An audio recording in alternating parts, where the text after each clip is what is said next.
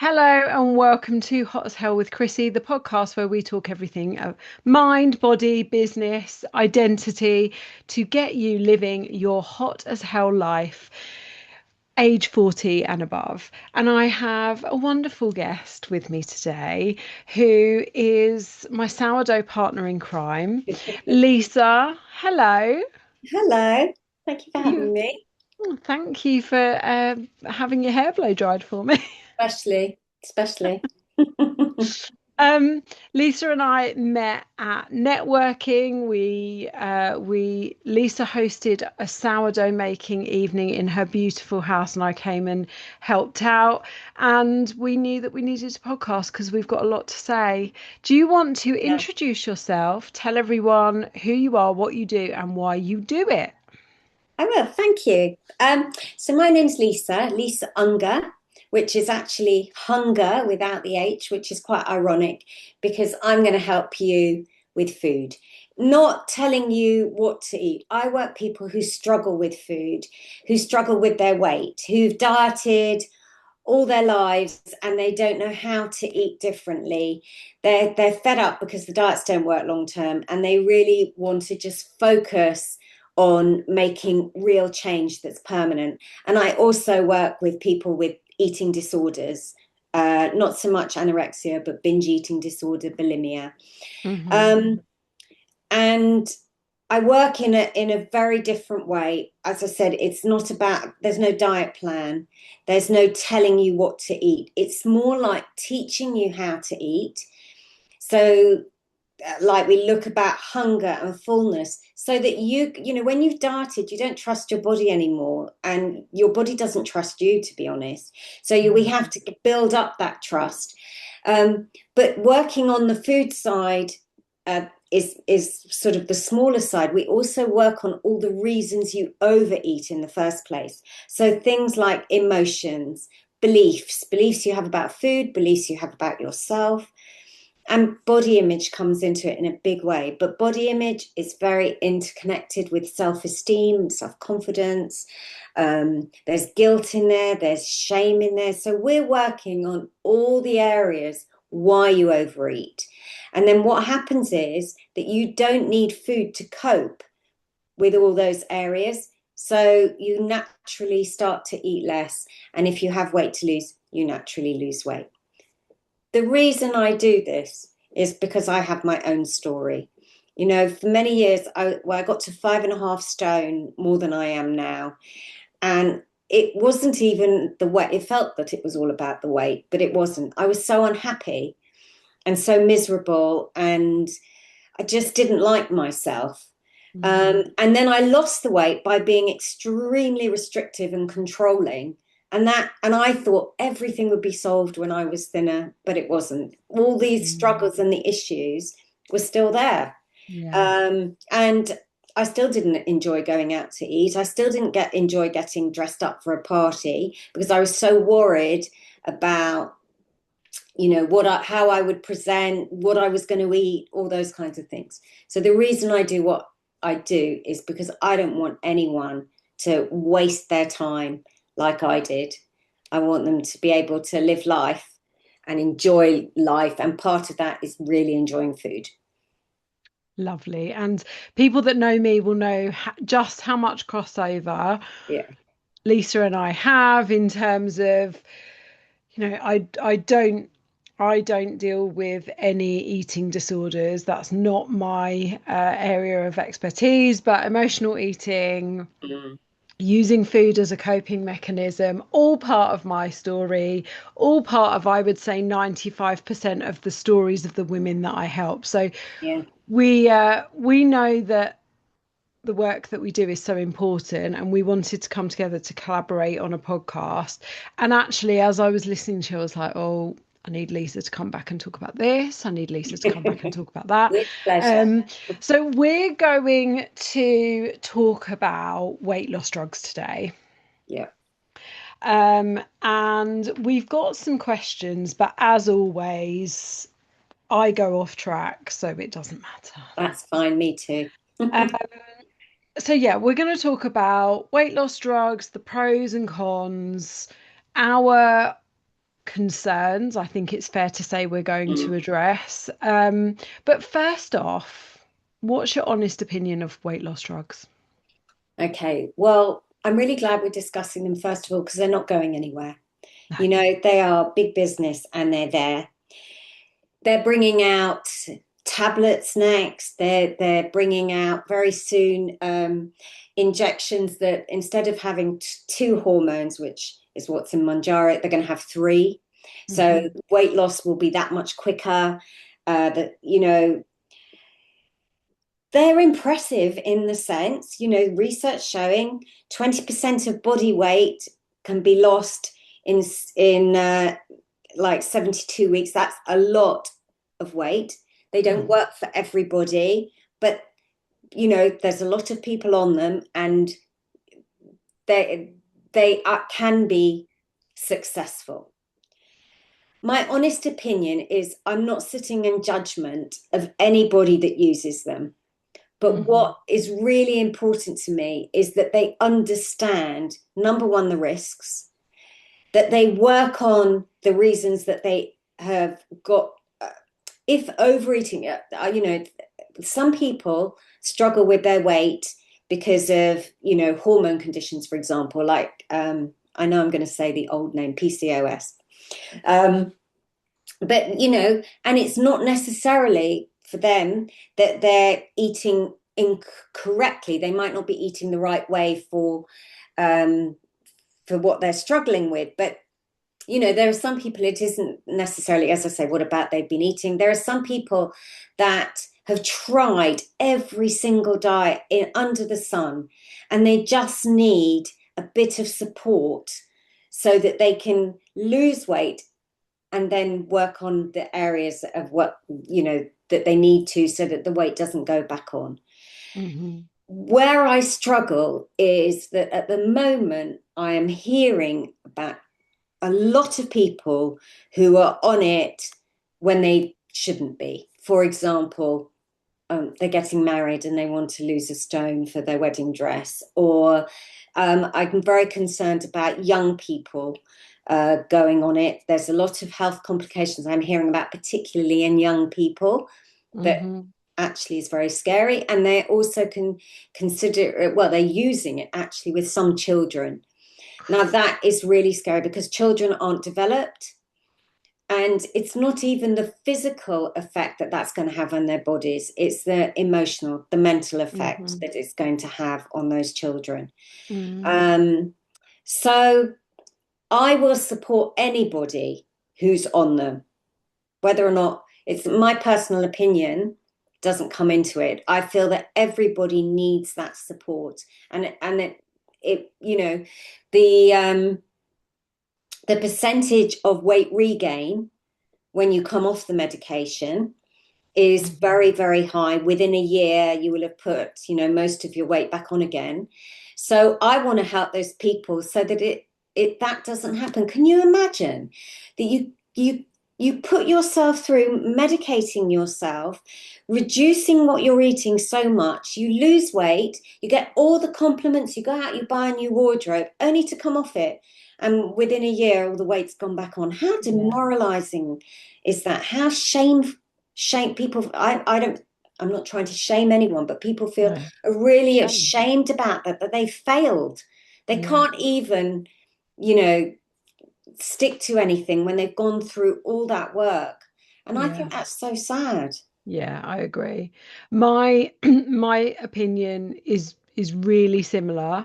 I think that my concerns are that we when if you are using the drugs and you are not addressing the reason for you overeating in the first place, whether that's a medical hormone reason or whether it is that you use food to cope, whether it's that you just don't know how to eat, whether you don't exercise, whatever Mm, it is, if you aren't addressing the reason for you gaining that weight in the first place, you are then going to be part of the statistic that is mm, regain.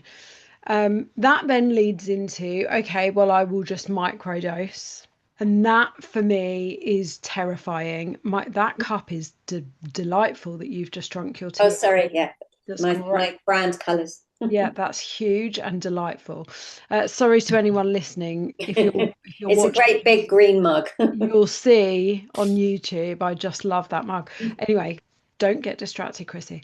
The microdosing is terrifying to me because I don't know about you, but I'm in a lot of Facebook groups and I see a lot of chatter going on about it, and women free and men freely admitting, I am addicted to this, I'm addicted Yeah. to it, I'm so terrified of what will happen if I come off of it that I can't come off of it. Yeah. Also, And microdosing isn't, sorry to interrupt you, no, microdosing isn't licensed in this country. no, They do it in the States under medical supervision, but it's not licensed here. So what people are doing here is saving doses and doing it themselves, and that yeah, is really dangerous. yeah, And I don't think people realize how dangerous it is. no. And then on the other side of it is understanding, not just about healthy habits. Look, we all know get steps, eat protein, Mm, eat fruit and veg. We all know that stuff. But particularly as women, particularly as, we both probably attract similar age women mm, who are already, once you hit 30, ladies, your hormone levels start to decrease, your muscle mass starts to decrease. This can be detrimental to your bone density, which means if you continue to underfuel yourself and you are not exercising, you are not maintaining or building lean muscle mass, you are putting your bones under huge danger of breaking if you mm, fall. And I always say that, in my life I've had two grandparents and an uncle who fell over, broke hips, and they died as a result of mm. what happened to them after breaking those hips, because they weren't strong, they couldn't get their independence back, and that led ultimately to them dying earlier than they should have done. And Yeah. as women, we are at huge risk of this, and if you are not eating enough protein, fruit, veg, fiber, you're not exercising, you're not lifting weights, you don't have muscle mass, that is a massive danger, not least then what microdosing and being malnourished for the rest of your life will do to you. I mean, I think we're on the edge of massive crisis in health Yeah. because of the misuse. And I want to be really clear, the misuse of these drugs. Yeah. So I know we said about questions. One of the things that we came up is what do you need to do to keep safe? And I've actually, one of my points is I think you should do this under medical supervision. Yeah. And it's very, very easy not to, because as it does have such large effects on our health. And hearsay, I'm hearing very much how, for example, people feel nauseous on it, so they're not hungry, so they're missing out breakfast. They're not hungry, so they might just have an apple for lunch. They're not hungry, or they feel a bit nauseous, so all they're having is some chocolate, a little bit of chocolate. Yeah. You cannot live like that. You actually have to make yourself eat on these medications, even when you're not hungry, to make sure that you are getting all those nutrients that you need. It's not just, they're sold as this magic wand for weight loss, and they're not a magic wand for weight loss. So first of all, you have to work really hard when you're on them to make sure you're doing all the things that you mentioned, but you also, they're not just about weight, they're about health. So the people who really need them, the people, let's say, of a larger size who've got a lot of weight to lose, it's about their improving their health. It's not just about them losing weight. No. Even Eli Lilly, who are the company who mostly manufacture Manjaro, they publicly said, don't use this for cosmetic weight loss. Yeah. Yeah. So, It's so hard. It's so um let's go through what else you've put as, because we've started mentioning it. yeah. Let's talk about what else can keep you safe. Right. Well, definitely we'll start with nutrition, because Hmm. nutrition is eating nutritious food most of the time. If you're not hungry, you're really not hungry, don't eat, your 3 meals a day. Eat 5 smaller meals a day. Mm-hmm. But at every meal, there needs to be protein. Mm-hmm. Protein is what is going to help keep our muscles, our bones safe. 40% of the weight you lose is muscle. Yeah. That's a very high percentage, 40%. And we've got to make sure not only that we maintain it, that muscle, because that's what's protecting our bones, we need to increase it. So protein is absolutely paramount. So every snack, every small meal, every bigger meal, whatever you're eating, always have protein. Yeah. So for example, if you were eating edamame, I love Mm-hmm. edamame. You can buy the Mm. frozen ones and you can defrost them with just boiling water. You don't need a microwave. Now, don't ask me values because my brain doesn't retain, but they are really high protein and they're a great snack and they're also something that you nibble on. Yeah. And also I add edamame to stuff like salads and whatever. Greek yogurt.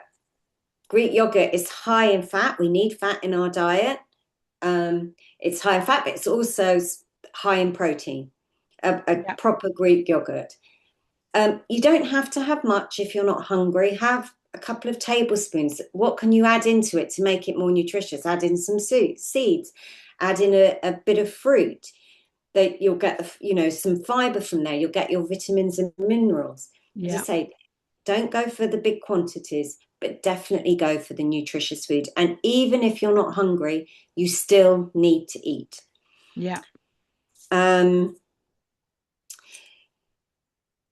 you mentioned obviously the exercise. We need to do resistance training. That is what's going to build your muscle and protect it as well. So you just have to do it, and it has to be part of your routine. Yeah. Um, um, um, I think that one of the things that if you are on the medication or going on the medication, it is your responsibility to find out the risks. Mm. And I think it's really important because you need to be aware of the signs.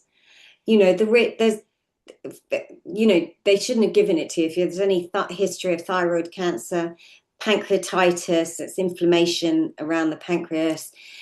The number of gallbladder operations for young women age 20 to 30 has gone through the roof. Really? Yeah, because what happens is that the bile acid is not it's sitting around for more. It's not working as Yeah, because effectively it's as not it should. digesting. It's not doing its Exactly. job. Yeah. Yeah. So people are getting gallstones and gallbladder issues. So you need to know what the symptoms are because you need to go to the doctor as soon as you're feeling any. So Mm. it's things like that. I think you have a responsibility to find out what you can do to help yourself. Yeah. Um, Gut issues as well, obviously constipation and or diarrhea, nausea, hydration. People aren't drinking enough water. Oh my They're goodness. getting Whenever someone says dehydrated. water to me, I have to drink. Well, I don't like water, so I drink herbal teas because they count as water. That's why I got my Yeah. great big mug. Nice. Yeah. People not hydrating. I mean, we're not hydrated enough as it is. Yeah, yeah, no, absolutely. So, and this is even worse because it's something in your tummy and you're not feeling it because you're not feeling hunger like you were. Yeah. Yeah. Um, when you're on the medication, um, so the medication, people are talking about food noise all the time. You're not, it works sort of in two ways. You're not getting that chatter in your head. Like if you're bored at your desk and you're thinking, oh, I'll just go and eat something, because you're bored, whatever. You're not getting any of that. You're not thinking No. about food in that way. Also, when you see the food, it's not stimulating you to want to eat either. Whereas, if I oh, I've just been in the States and So we went to a bagel bakery. Oh Oh, my goodness, I've never seen anything like it. It was absolutely amazing. Even talking about it, my mouth's watering, right? But you wow. don't get that when you're on the medication. Yeah. So this is the perfect time that if you have struggled with emotional eating, binge eating, there is some, definitely only with the consent of your doctor, but with for some eating disorders, there is some evidence coming out that actually being on the medication can help you when you've got certain eating disorders. But that's only with your doctor. But when you're on the medication, not getting all that chatter. That is the perfect time to work on your emotions. Learn how to identify your emotions. Learn how to express your emotions. You know, I think with emotional eating, and I'm sure because you do this work as well. One of the things I have to teach people is that it's okay to feel because Yes. Let's say it again. It's it okay to feel. it is okay to feel because I think, especially when we're children, we might have been taught, well, you can't show that anger. Go up to your bedroom or leave the room and come back when you're calm. Whereas what we should be teaching our children is how to express what they're feeling, but in a much more a much better way. I just know Positive. Yeah. I've got two grandkids, and my daughter. I got even now. If my husband's in a mood and he wants to shout, I'm going, use your words. She used to Yes. say to them all the time, use Yeah. your words. Yeah. Um, and so we need to learn how to express them in a better way. We also have to identify our feelings. Some people don't even know what they're feeling. No. This So is so important. yeah, This is so and it's so topical in my world, and this is exactly why we needed to collaborate on this, because we mm, do come at so many things from the same angle. mm, Is you are allowed to feel your emotions, and what I say to people is what used to happen when you fell over as a child and you skinned your knee and you cried. Your yeah, mom or your nan would say, there, sit down here, don't cry, have a biscuit, yeah, right? absolutely, And so we're taught that food comforts, and don't cry, don't cry, yeah, don't show emotion, get rid yeah. of that emotion with food. And there are so many tools that you can use, so many tools that you can use that can help you with that. And it's I'm so passionate about it, because I know when I started to learn to feel my emotions and respond appropriately with my Mm. emotions rather than react, my life changed. Absolutely.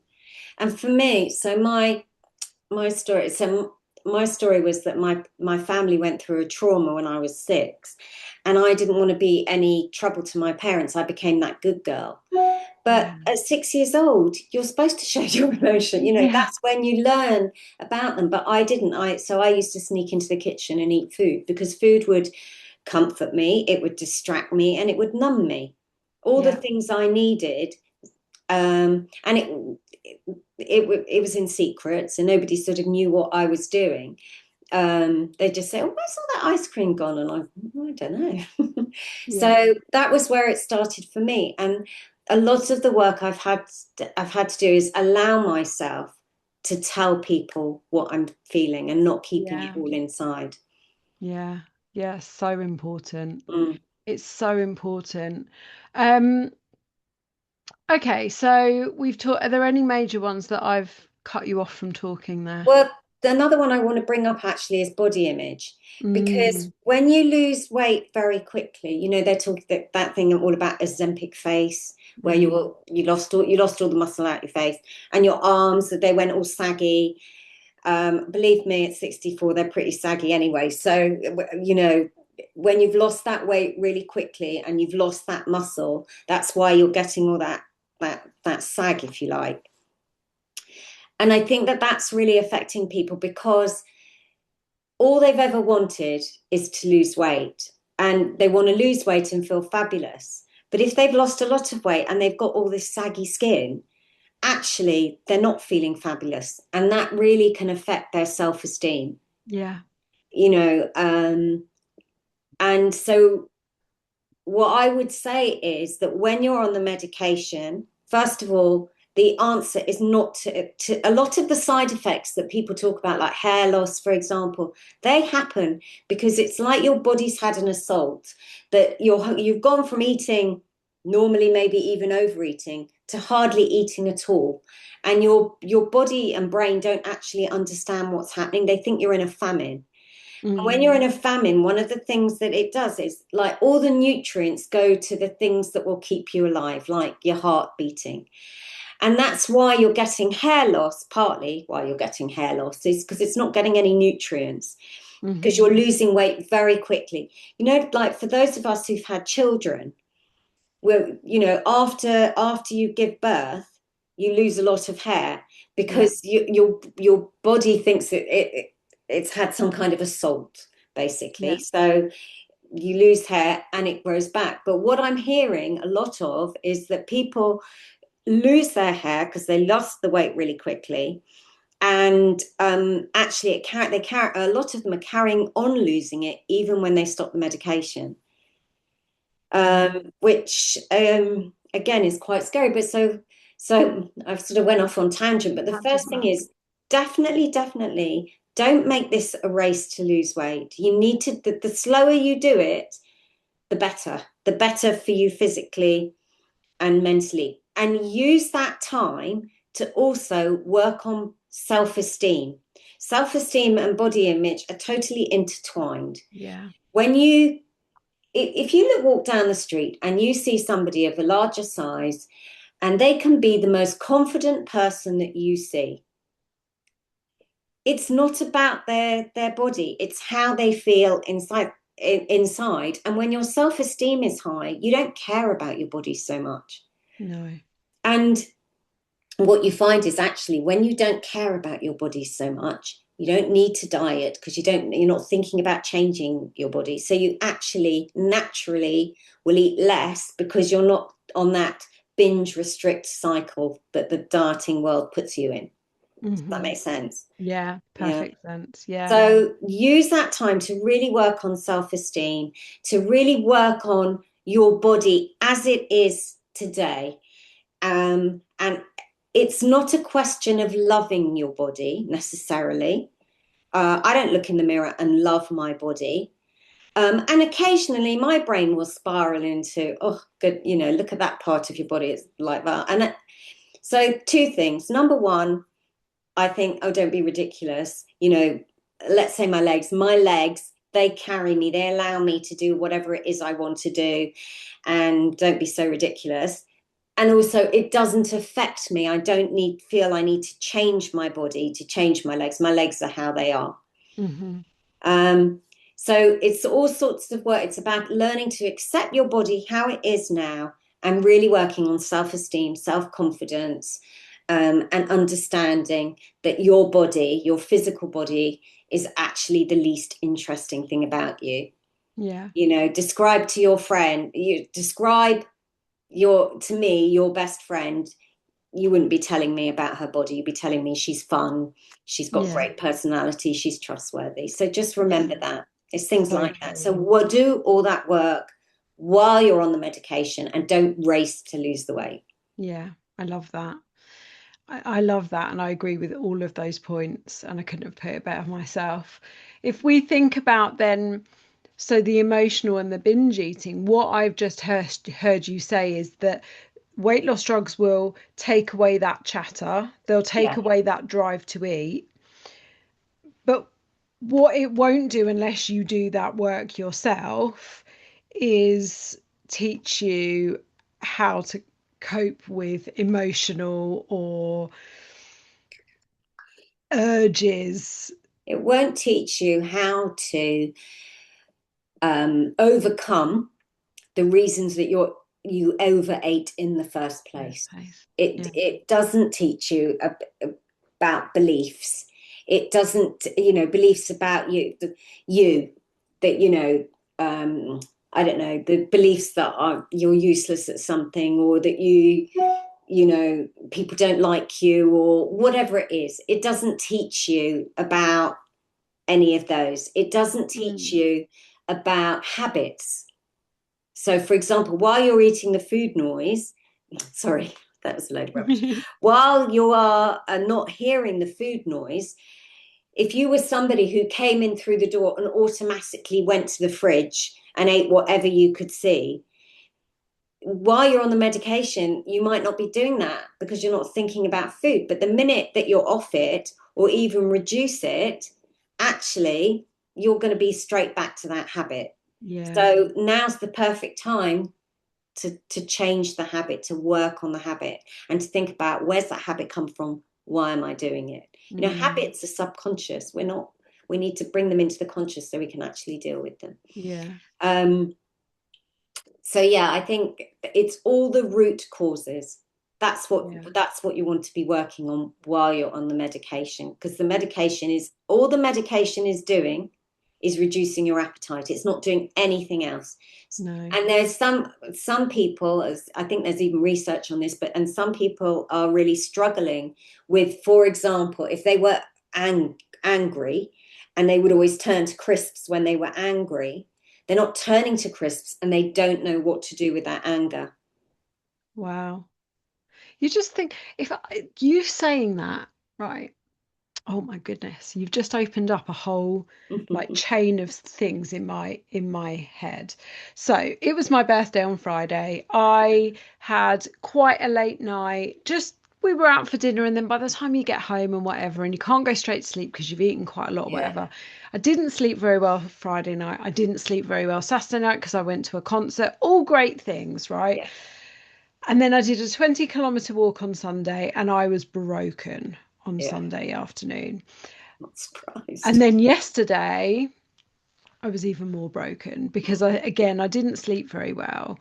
And I was so emotional yesterday. And this is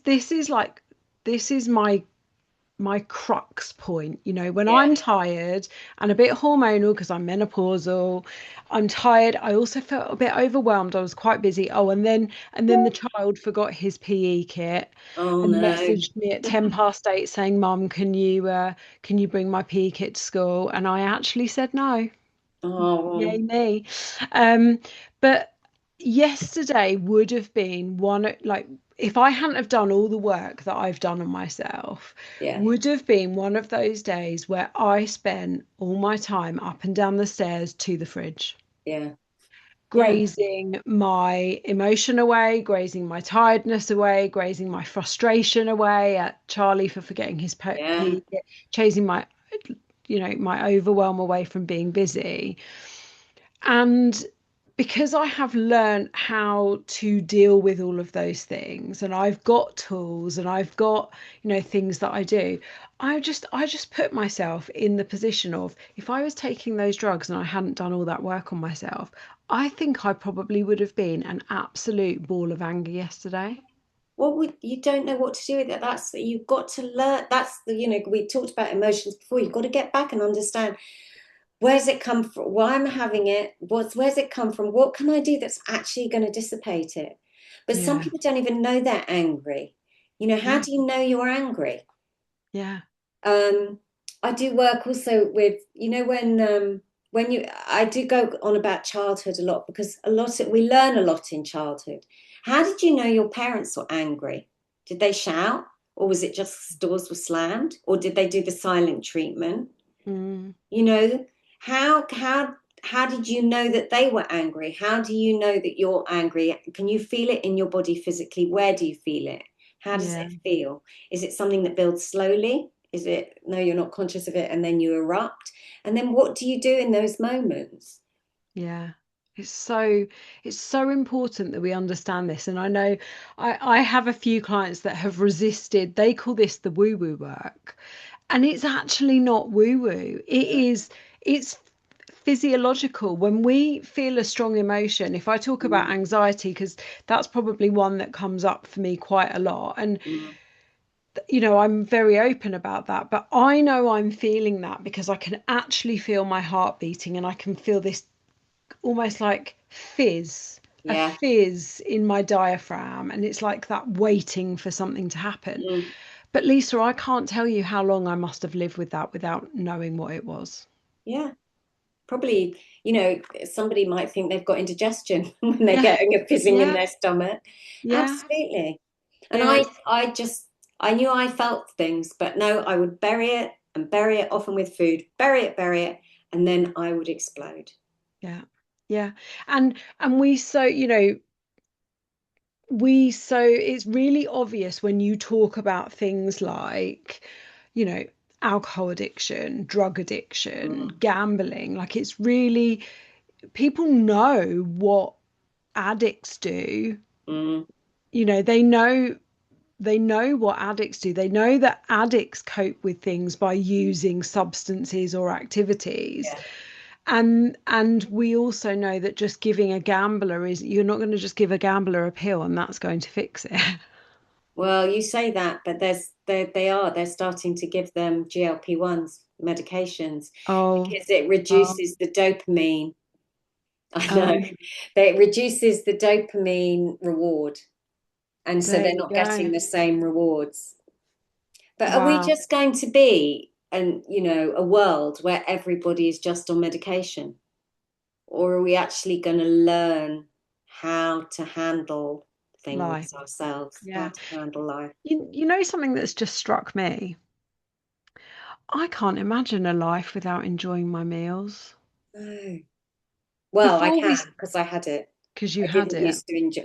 We'd just been to Disney, right? We took the whole family to Disney. It was absolutely fabulous. The food was awful. Yeah. You cannot get. I mean, it made me laugh that my three daughters, every single one of them messaged me when they came home before us, and every single one message said, "Oh, we've just been to buy vegetables." um, but so the food was awful, and I didn't enjoy it because I do not like eating that way. No. But when I was much bigger, going somewhere like that where I couldn't get a salad or Yeah. I had to eat, I don't know, a chicken nugget, I'd be so terrified of eating it. I can just assure you that I went and I didn't enjoy the food, but I ate it because I needed to eat and otherwise I'd be hungry. And I came home and I had not put on an ounce of weight.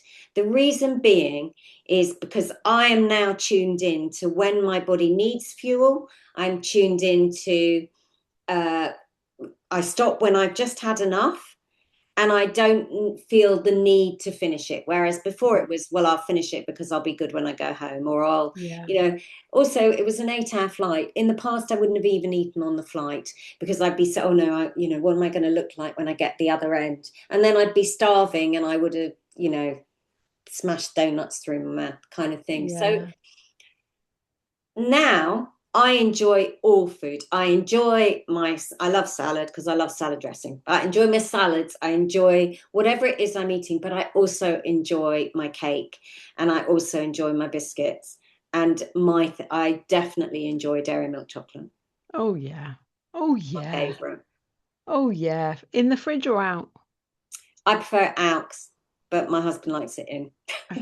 Okay. Okay.